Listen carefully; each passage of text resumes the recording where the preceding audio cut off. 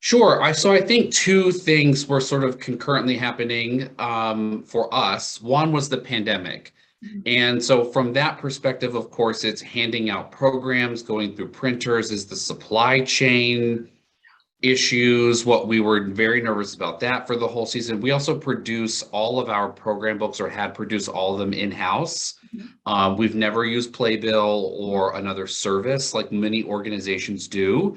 Mhm. So also coming out of the pandemic, in addition to are we, sharing germs this way? Or is there supply chain issues?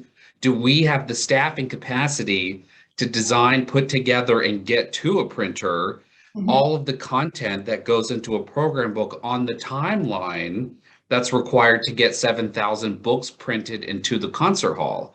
And then finally, the last concern was, would the ushers even be open to doing the normal program book handing out? Or is the venue even going to be staffed to the capacity that they have to be staffed to be able to do the program books in the way that we would want them to?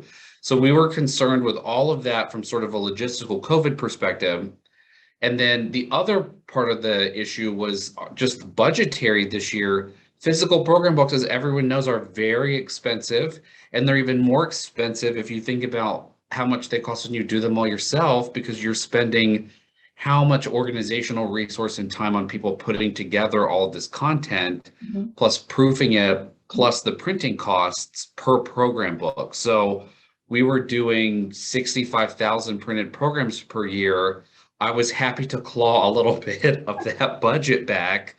But also, the Philly Pops has always been an organization that is trying to, as much as we can and when we can, embrace technology and do things that are a little different and a little new. And so we're always happy to try something out.